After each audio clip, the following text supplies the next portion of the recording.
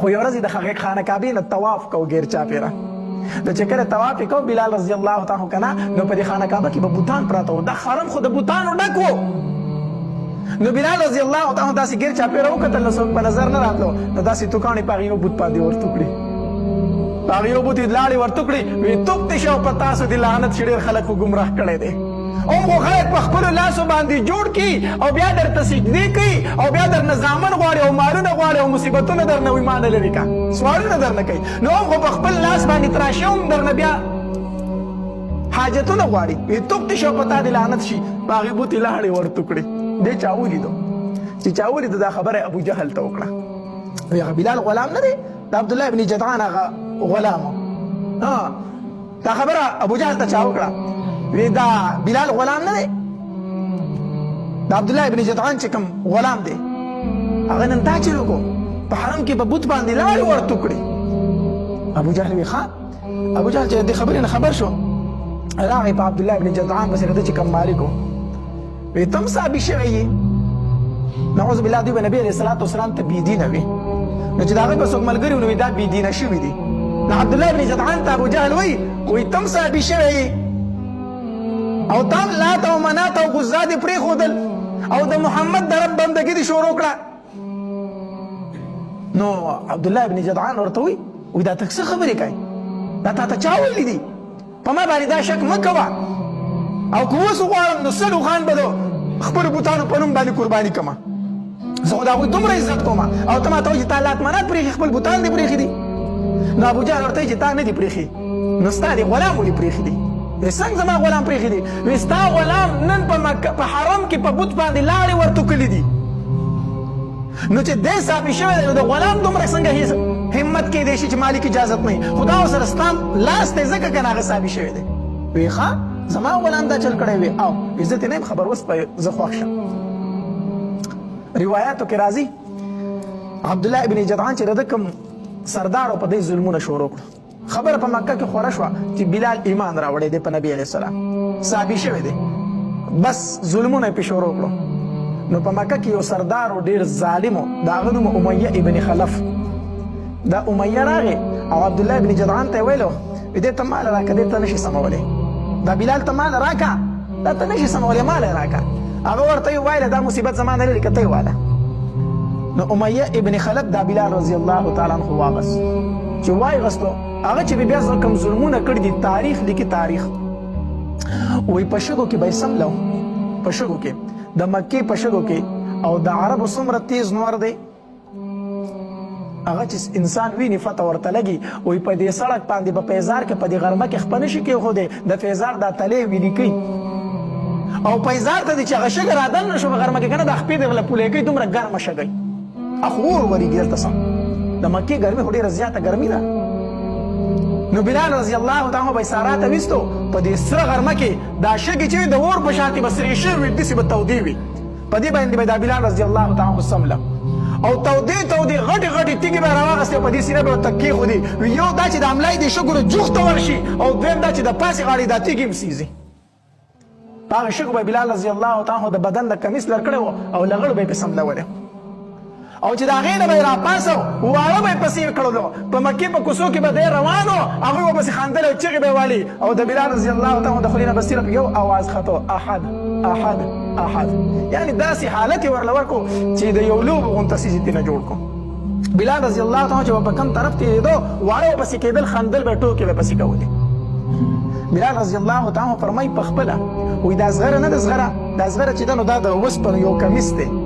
او دی بدن ته داسې دا خلک واچوي کړی کړی جوړی چې دا توره پې اثر نه کوي هسې وسپنې بلال رضی الله تعالی فرمایي وایي دا زغره به یې غرمو ته ایښې ونه چې دا به دې نور تکه سره کړه ګرمه به یې کړه نو دوی به زما بدن ته راواچوله چې زما بدن ته به یې راواچوي زما بدن به ټول تڼاکې شو پولۍ به پرې ودرېدي بدن به تڼاکې شو پولۍ به پرې ودرېدي داسې ظلمونه بیا دوی بلال رضی الله تعالی سره کول یو ورځ دا بلال رضی الله تعالی په تودو شګو یې سملولی دی او په دې سینې ورته تیږې ایښې دي او دا امیه ابن خلف بدبخته ورته ولاړ دی چې کوم مالک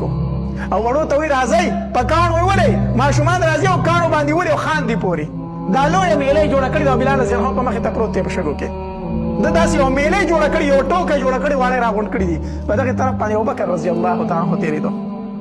ابوبکر رضی الله تعالی عنہ چې وکتل که نه د امیه بن خلف ته یې وي ته په دې بې کسه باندې ولې درو ظلم کوي دا غریب ستا نه څه غواړي دی خو د چا د هیڅ هم نه دی دا خو یو غلام دی بې کسه دی غریب دی ته ولې په ده باندې دا ظلمونه کوي نو امیه بن خلف ورته وي دا څه چې ورسره کېږي دا ستا او ستا د ملګري د وجې نه ورسره کېږي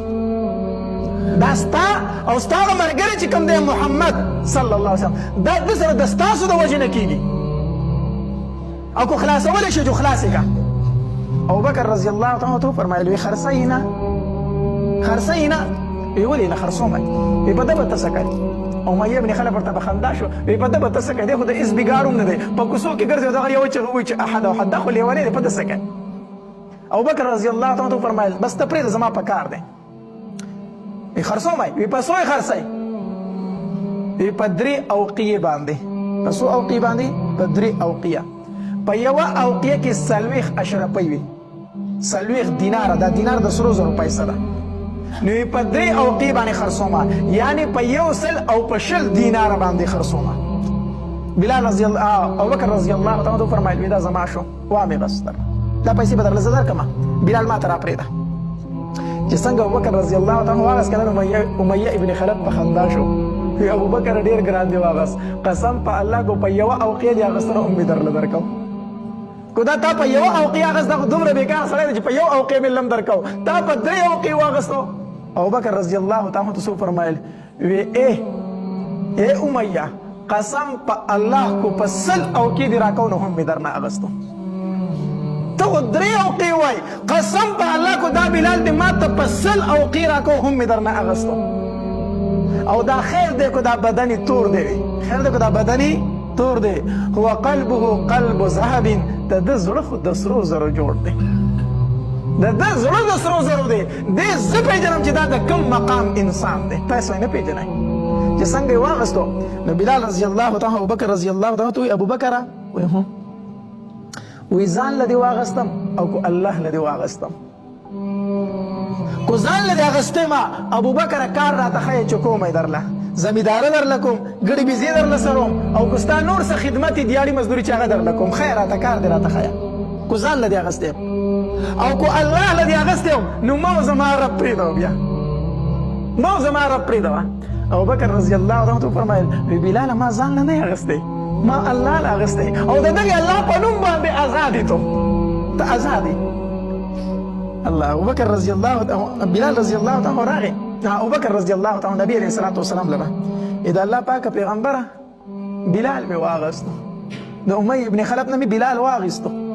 نبی علیہ الصلوۃ والسلام ورته ابوبکر یوازې بین اخلی ما به پکې د ځان سره شریکای ابوبکر دا سعادت یوازې به ته ناخلی ما پکې د ځان سره شریک کا چې د بلال یو مخستی او یو زمای د بلال یو لاستی او یو لاس زمای ابوبکر رضی الله تعالی عنہ په خندا شو وی دا الله پاک پیغمبر اخو ما آزاد کړی دی اخو ما آزاد کړی دی نبی علیہ الصلوۃ والسلام فرمایل وی ابوبکر سیدنا واعتق سیدنا ابوبکر خو زمون سردار دی او زمون سردار بلال آزاد کو زمون سردار بلال آزاد کو بلال خو زمون سردار دی نبی علیہ السلام